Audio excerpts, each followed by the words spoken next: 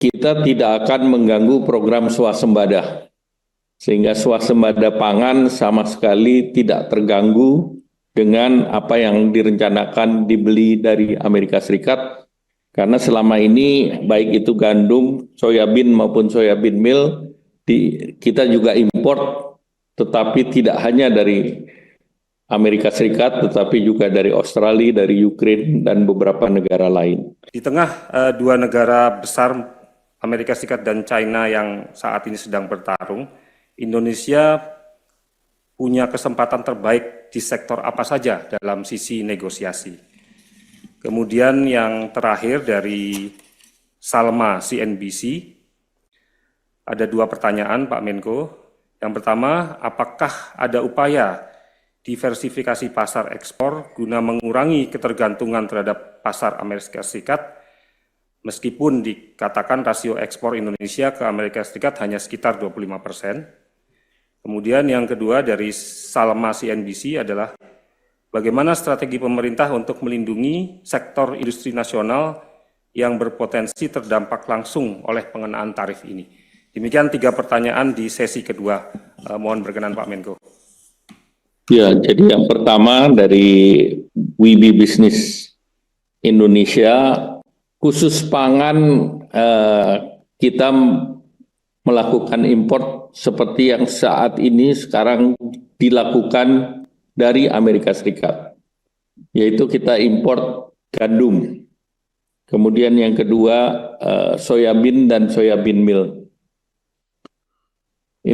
Kita tidak akan mengganggu program swasembada, sehingga swasembada pangan sama sekali tidak terganggu dengan apa yang direncanakan dibeli dari Amerika Serikat, karena selama ini baik itu gandum, soyabin maupun soyabin meal, kita juga import, tetapi tidak hanya dari Amerika Serikat, tetapi juga dari Australia, dari Ukraina, dan beberapa negara lain. Nah, sehingga kita hanya melakukan pengalihan daripada import bahan baku untuk pangan tersebut. Kemudian yang kedua terkait dengan tarif antara Amerika dan China. Dalam pertemuan dengan Amerika, kita konsentrasi pada bilateral Indonesia dan Amerika.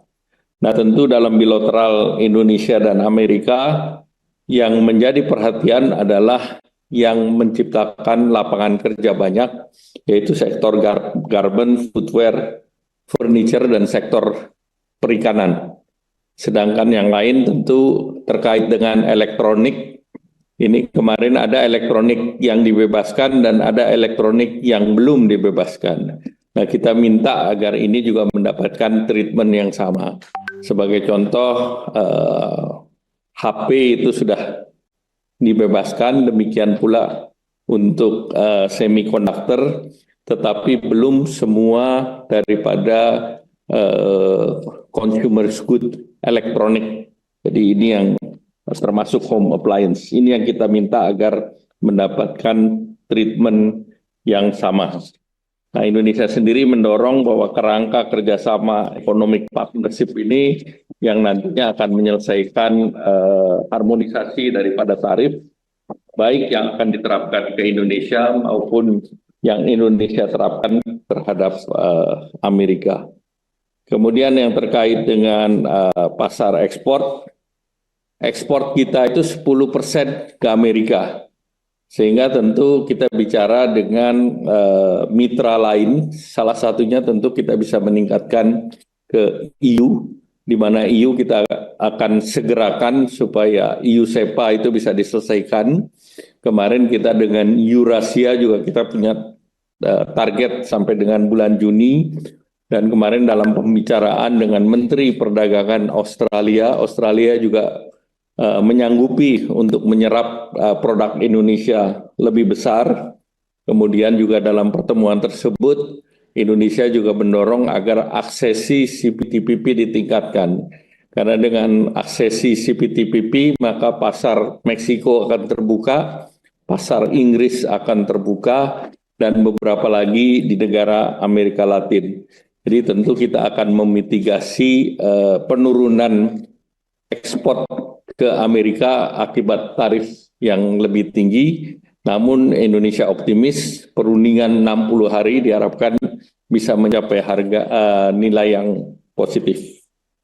Bu Mari, akan ada tambahan, silakan. Ya, sedikit saja tambahan mengenai pertanyaan mengenai sektor apa saja yang bisa menjadi peluang di dalam pertarungan tarif yang terjadi antara Tiongkok dan Amerika.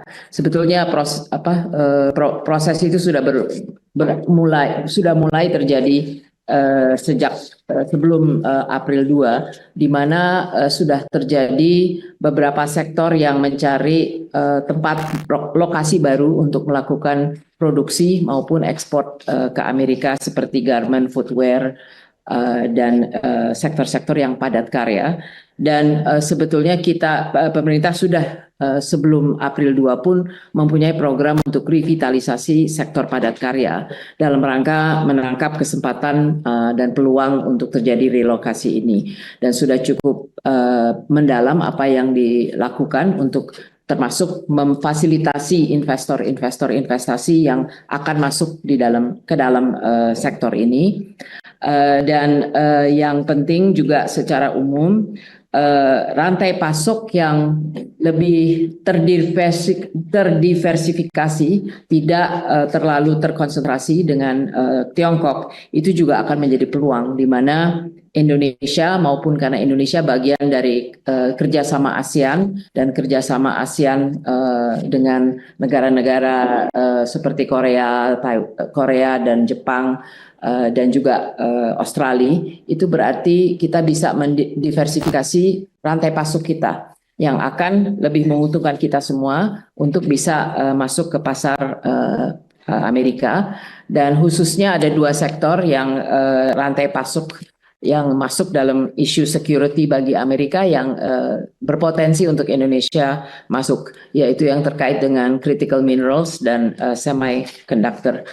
Dan tentunya yang tadi upaya pasar, diversifikasi pasar, Pak Menko sudah menyebut Eropa, itu sangat penting, dan untuk kita menyelesaikan negosiasi IOSEPA secepat mungkin. Tapi di luar itu tentunya mitra-mitra dagang yang lain perlu kita lakukan engagement, termasuk di kawasan kita sendiri dengan kerjasama ASEAN maupun kerjasama RCEP yang memang sudah menjadi bagian dari kawasan kita, dan ini sangat bisa diperdalam dan diperluas kerjasamanya, termasuk untuk diversifikasi dari rantai pasok.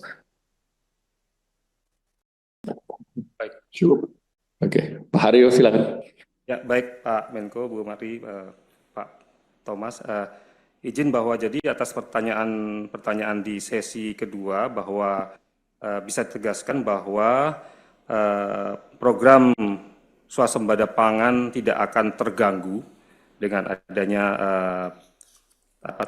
kebijakan tarif dari Amerika Serikat ini, serta Indonesia sedang menjajaki pengalihan produk-produk perdagangan yang impor dengan negara lain.